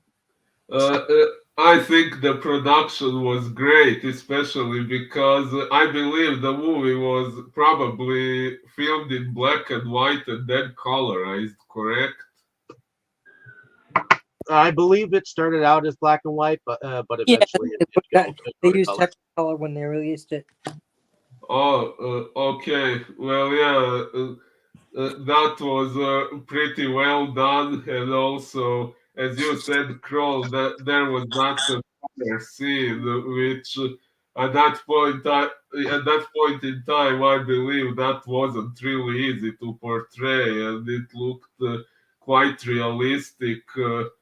Maybe uh, generally, I think the production was very good for that time. The only issue I have is the slap scenes. Like whenever someone slapped another person in the face, you would never see their head turning from the slap. They would always stay in place, and that kind of made the slaps look unnatural. But aside from that, I don't really have anything to complain about. It was everything else I would say was really well done. Okay. What about you, Tammy? What did you think about the production? I thought for its time it was very good, especially like we had all said about that fire scene was just phenomenal. That whole background with the fire, and then that you saw that building crumble in the fire and everything. For what they had to work with at the time that this movie was made, I thought they did an excellent job because there was no such thing as CGI then. They Yeah. had they had to come up with how to make these things look real. And when they have that one scene where they have all those bodies laying on the road and over the railroad tracks, and as far as you can see, there's all the bodies. I mean, that scene right there just really even hits home just to see it. You don't even have to zoom in on the people or whatever just to see that. It gets you. So I think they did a very good job of the production and making, not only having the story between Red and Scarlet, but everything else that went on, that was part of the story too. I think they just did a really good job. Okay, heading over to you, Kroll. What did you think about the production of the film? Well, like I alluded to earlier, I thought the production for its time was pretty damn good. It really captured that era um, very well from what I've seen in other movies and things, and yeah, like I said, the dresses and the costumes looked great.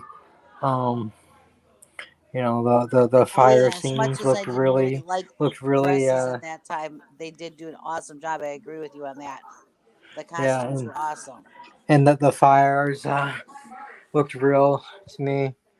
Um, a really good job. I mean, in the rebuilding, the destruction, the people dying on that railroad. Like so, that scene was so disturbing, but it looks so realistic. That's why it was so disturbing. Um, Yeah, yeah, most movies don't really disturb me. I mean, plenty of horror movies I've watched, and I don't really get disturbed much. But that was that was definitely a scene that was very disturbing in this movie, and I don't remember that scene at all. Um, you know, uh, I don't think I'll forget it now, whether I want to or not. It's definitely one of those scenes you could have in nightmares. Uh, Only thing worse is they started getting up and there were zombies or something. But yeah, it definitely yeah, the production for the time period was incredible. I have to agree. The production for this film for its time was phenomenal. The backdrops, scenes that you could see in the sunsets with the silhouettes and whatnot when they pan back, and you could see them against the backdrops. Especially the fire scene where you see the wagon just going across that whole entire seen as a silhouette. I mean, they definitely knew how to use silhouettes well in the film. To me, um, and so the panoramic view is a very attractive thing of the film, along with all the costumes and the designs for the costumes and the way they made each of the places and locations look like they were of the period, and they definitely showed a magnitude of the sorrow that was felt. Um, uh, the after effects of the war, and the many different bodies that you saw strewn in that town. That was just that imagery right there. That's something that you will always take away from this film.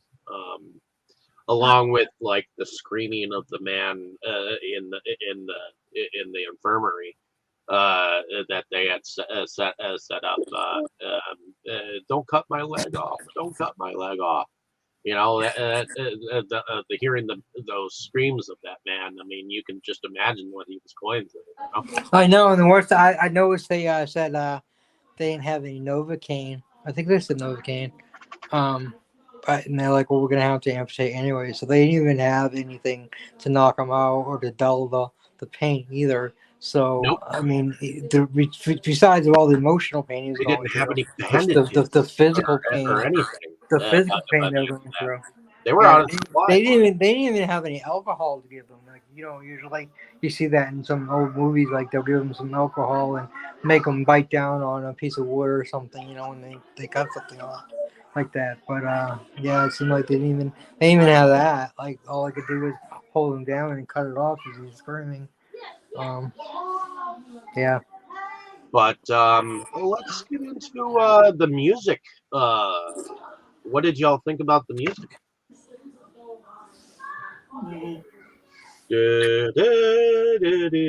It was there. I mean, I guess it worked for the movie because I mean I didn't really think about it, so yeah, I guess it did its job.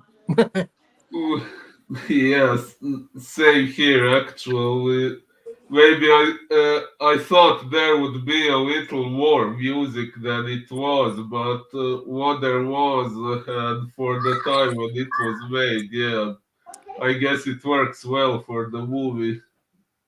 But there was a scene when they were doing the music after those people, at Gettysburg, after they shot all those, they got the list of all the people dead, and everyone was crying because people were dying, and then they shot the two boys in front, and they were playing instruments, and they were crying, so obviously they lost family members too. I thought that was You a might strong be moment. interested in the fact that the music was done by Max Steiner, who also was the composer for Arsenic and Old Lace, Love that movie. Casablanca, The Treasure of Sierra Nevada, uh, Two on a Guillotine, Spencer's Mountain, which was the movie that started, uh, I believe, the Waltons. Yeah, you're right. So definitely a lot of movies that this dude was Big behind. movies. Yeah, big movies. So, but Casablanca was another one of my mother's favorites. Operation Pacific back in '51, which was a John Wayne film or movie. Let's see, scene. I won't How hold it against them.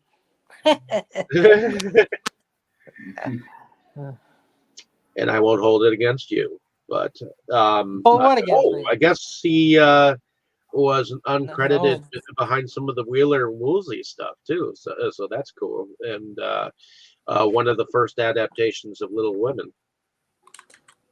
Oh, and Son of Kong.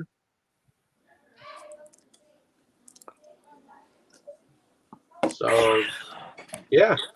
Going into favorite scenes and favorite characters. So I'll start with you, Tammy. Who was your favorite character and or favorite scene? Um, Rhett was my favorite character. I just I loved his attitude and through the whole thing, and just I don't know. He just his whole persona, everything about I liked him. So favorite scene. Um, Even though it shows a lot of devastation, I really do like that fire scene. It's just a wow moment, like in the whole movie. I think that fire scene in the background like that. It's just it's unbelievable, and it just especially like we had said for its time when this was made, that just is just phenomenal. I think how they did that. So Okay. Um, Heading over to you, Kroll. What favorite character and favorite scene? Rhett Butler, the fire scene, and the scene where she shoots. Shoots that army dude. Yeah, the Okay. deserter. Um, Anything else? No. Okay. What about you, Boris? Favorite character and or favorite scene or scenes? Favorite characters, yeah, probably also Red, although the one part I didn't like about him is that he eventually did decide to go to the war, which I wouldn't do in his situation, but I agree. uh, yeah, that's my only issue with him. Otherwise, I really like how he occasionally points out the even back then when this movie was made, someone was evidently already aware of the absurdity of just following all the social norms just in order to get yourself liked by other people who also follow them just because they blindly obey other people's rules and don't question anything. And he occasionally makes fun of that, which is something I really like about him.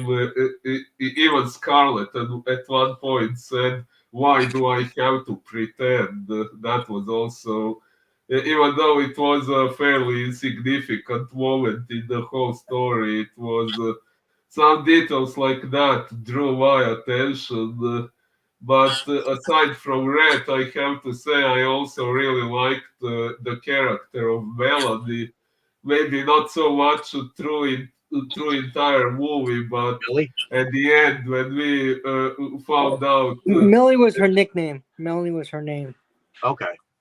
y- yes, who said something about Uh, that? I said Millie. Oh, Because they called her Millie, but it was They but did, I but guess it was Melanie. they uh, called her Melanie a couple times, and that's her real name. Millie uh, was her nickname. yeah, I liked her because at the very end we found out how selfless she truly was Oh, she when was a great person. yeah, what she said when she was dying implied that throughout the whole movie she was actually realizing that Scarlett was having feelings for Oh, her she knew. husband. She knew the whole time. Yeah, but even then, she never turned against Scarlett for that. She Nope. still saw only the good in her and considered her a friend and everything. And that's Yep. something not many people would do. And Nope. yeah, she was always there to help everyone and always giving priority to others over herself. Maybe the one mistake I would say she made was when she was talking to Red after Scarlett had her miscarriage, and when she was trying to convince him that Scarlett had feelings for him, she failed to mention that Scarlett was calling for Red in her sleep. If she had Yeah, said I that, agree. I was thinking the same thing. yeah, if she had said that, then Red wouldn't think that Scarlett having feelings for him is just Melanie's opinion, but he would realize that it's actually true. And this way he didn't know. So maybe that's the only mistake she made. But aside from that, yeah, when I found out that throughout the whole time she knew what Scarlett was all about, but she was keeping quiet and still cared about her. I found that pretty impressive. I don't think she knew at first, but I think she knew towards the end. Most I assuredly. think she knew. I think she knew. Mm, But yeah, and my favorite scene it would probably also be the fire, as Kroll and Tammy have said. Except for the part where he says he would go to the war. Fuck that. uh, And aside from that, well, I did like the spoodaus, like when Scarlett threw, what was it that she threw against the wall that almost hit I Red? don't know. I think it looked like a base or something. I don't know exactly what it Yeah, was. yeah, something like that. And th- there were a few more good spoodow scenes well, yeah, throughout like the when the Yeah, movie. when she cannons were shoots the going guy in the off, face. when the Oh, cannons, yeah, when yeah. the cannons were going off, and the ant was going nuts, so because she just. That drive me nuts. But Sorry, Dave, I didn't understand. Which scene did you say? I said the cannons that were going off in the background that were making the ant that Scarlet was staying with go nutso. Oh, If I hit one more cannon, I'm gonna faint. Well, yeah, uh, speaking of that, my favorite character or I actually had several. I enjoyed Dredd tremendously. I mean, uh, he's like the male character that you want to like throughout the entire film because he was absolutely right in everything that he said. He's You Han know, Solo. and yet he had that roguish capability about him that you could just slightly like not like him and yet like him. You know, Exactly.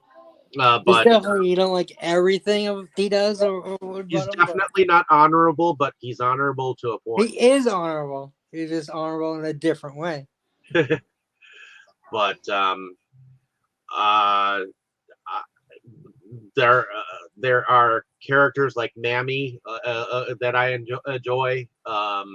I think she is a focal strong point in the film because she's like always that like guiding hand that seems to guide Scarlet just a little bit. And though she didn't like Rhett Butler at first, she like turned around like towards the end, and Yeah.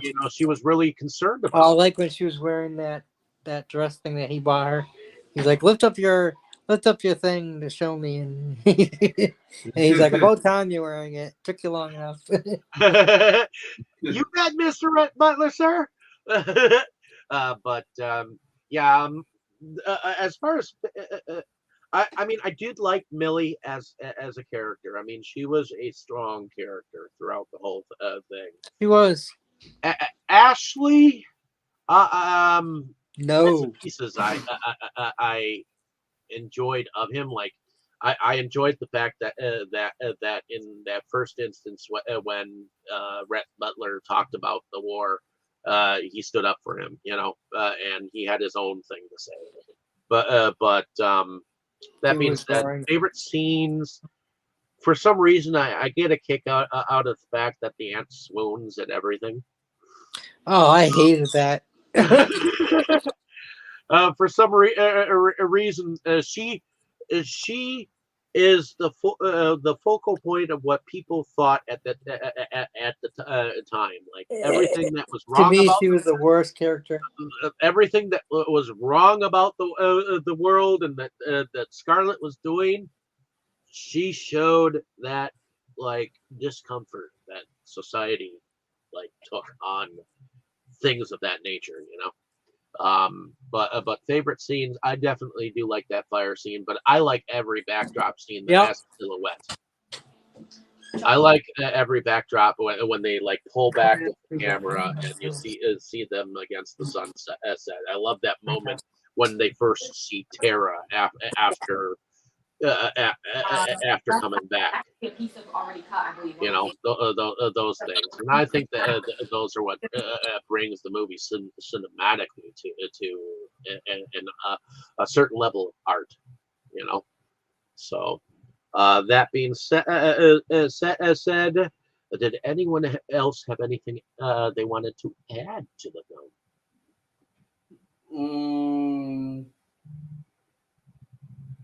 Maybe I would like to add some vowels. Okay, I'm sorry. Did anyone think that the film was racist in any way, shape, or form? Well, I personally don't think so. I did read there was a lot of drama about it. Like, from what I understood, people mostly had issues with the Southerners being shown as the good side and the Northerners as the bad side.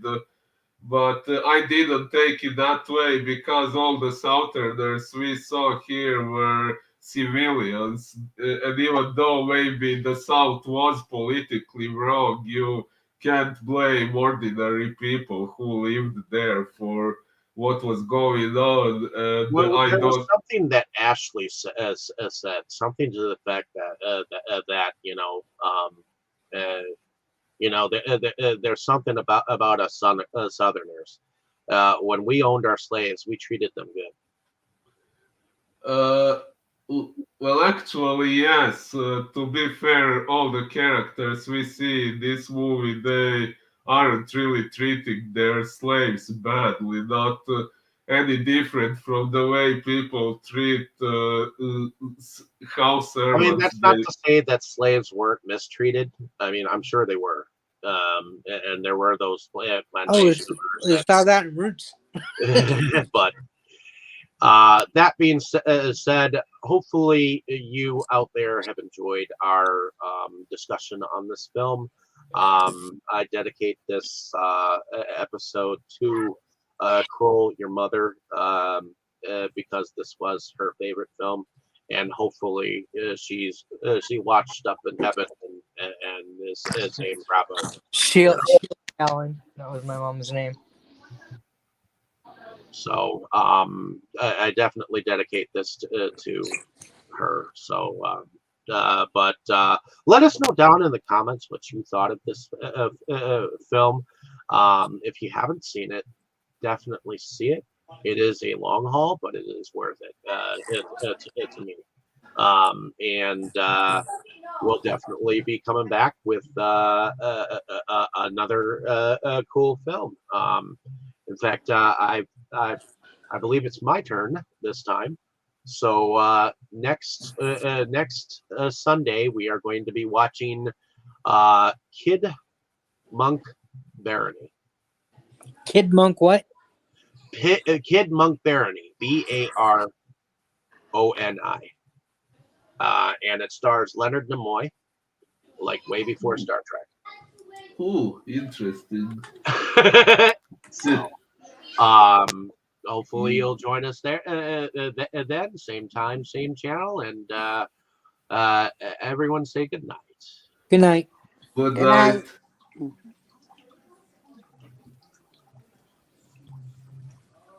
Doo-doo.